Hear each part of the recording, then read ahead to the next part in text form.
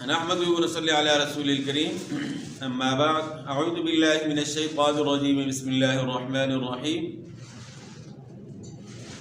الف لام میم ذلك الكتاب لا ريب فيه۔ اس سے قبل ہم نے جو ہے سورہ فاتحہ کے متعلق الحمدللہ بات مکمل کر لی، ترجمہ اور تجوید۔ تو اب ہم نے سورہ بقرہ سے جو ہے نا شروع کرنا ہے، اور قرآن پاک کی دوسری صورت ہے۔ تو اب اس میں جو ہے نا ہم نے ایک تو تلفظ اپنا صحیح کرنا ہے، اور اس ساتھ ساتھ جو ہے نا ترجمہ بھی اس پر بھی غور کرنا ہے کہ اس کا کیا مطلب ہے۔ سب سے پہلے جو ہم نے لفظ پڑھا الف لام میم، تو یہاں آپ نے مد کرنا ہے، اور مد کی مقدار جو ہے وہ 5 سے 6 الف ہے۔ یہ یہاں جو ہے مد لازم ہے، مد لازم کی مقدار جو ہے 5 سے 6 الف ہے، اور مد متصل اور منفصل کی مقدار جو ہے وہ 3 سے 4 الف ہے۔ تو یہاں مد لازم ہے، تو یہاں آپ نے مد جو ہے وہ 5 سے 6 الف تک کرنا ہے۔ اور پھر میم میں جو ہے آپ نے غنہ بھی کرنا ہے، کیونکہ میم مشدد ہے۔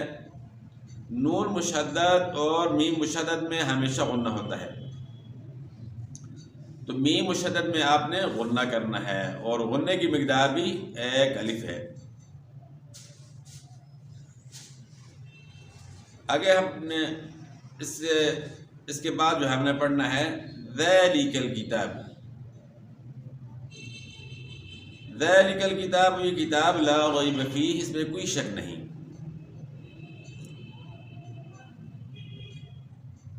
قرآن پاک ہم اس کی تلاوت کرتے ہیں تو یہاں سب سے پہلے واضح ہو گیا کہ اس قرآن پاک کے اندر کوئی شک و شبہ کی گنجائش نہیں، یہ اللہ تعالیٰ کی طرف سے نازل کردہ کتاب ہے، تو وہ شک بھی دور ہو گیا۔ ہدن، ہدایت دیتی ہے، للمتقین، واسطے پرہیزگاروں کے۔ ہدن سے مراد یعنی راستہ یہ کتاب دکھلاتی ہے کن لوگوں کو؟ متقین۔ یہ قرآن پاک جو ہے نا سب کے لیے ہدایت ہے، لیکن فائدہ جو حاصل کرتے ہیں وہ متقی لوگ جو ہے نا، پرہیزگار لوگ جو ہے اس سے فائدہ حاصل کرتے ہیں۔ تو اب اس کی تجوید کی جو ہے بات ہے وہ بھی ساتھ ساتھ جو ہے نا کریں گے۔ ذال کا مخرج جو ہے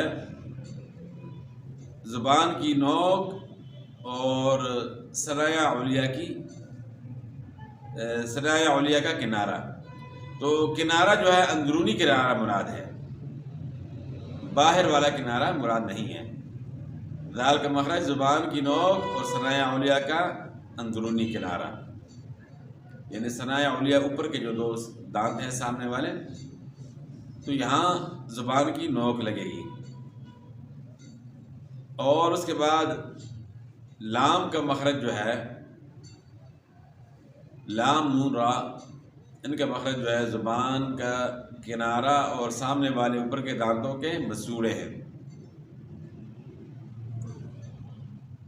اور کاف کا مخرج زبان کی جڑ اور اوپر کے تالو سے ذرا منہ کی طرف ہٹ کر،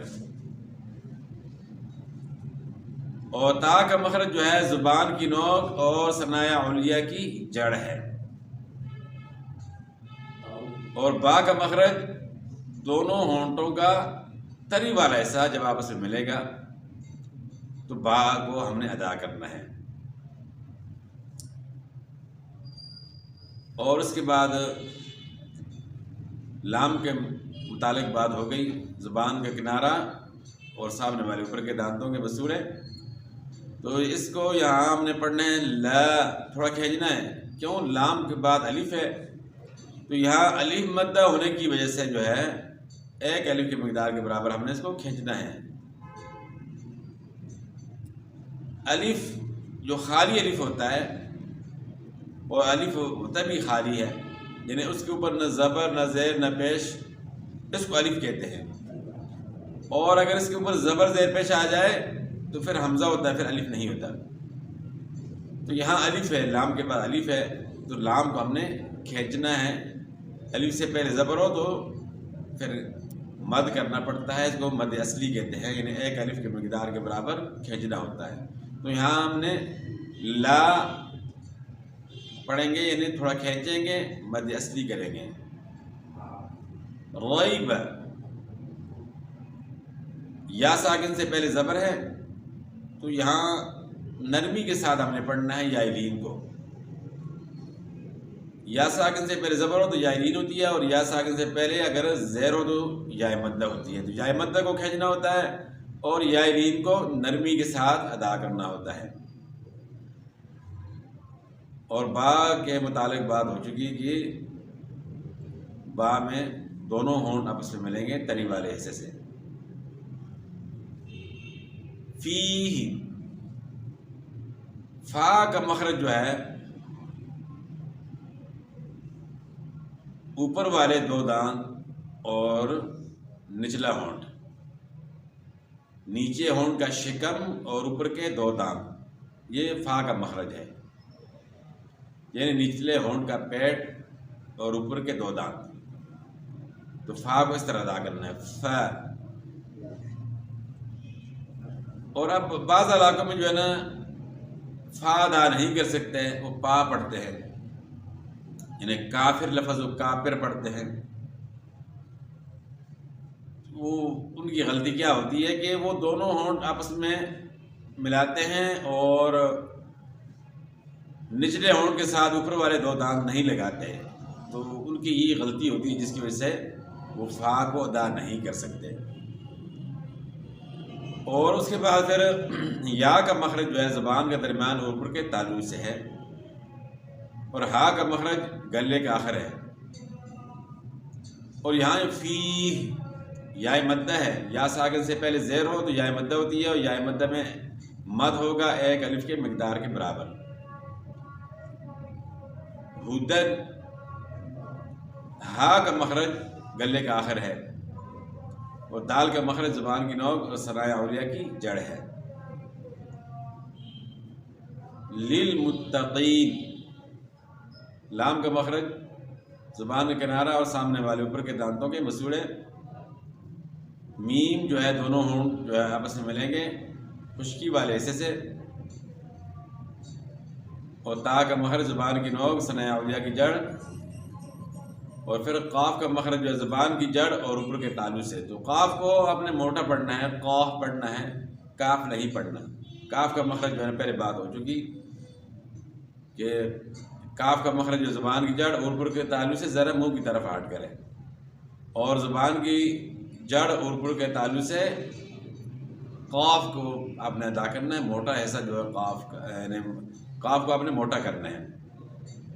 زبان کی جڑ کا وہ حصہ جو منہ کی طرف ہے اوپر آپ مثلا کہ لگائیں گے تو چھوٹا کاف ادا ہوگا، اور زبان کی جڑ کا وہ حصہ جو گلے کی طرف ہے اس کے اوپر آپ لگائیں گے تو موٹا کاف ادا ہوگا۔ اور پھر آگے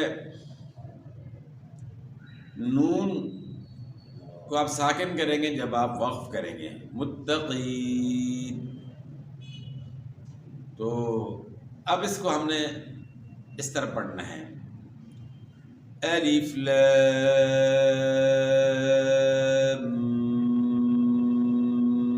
میم ذلك الكتاب لا ريب فيه هدى للمتقين۔ تو اس کا ترجمہ اور تجوید کے متعلق، یعنی صرف مخارج کے متعلق جو ہے الحمدللہ بات ہو چکی، تو باقی انشاءاللہ اس سے آگے جو ہے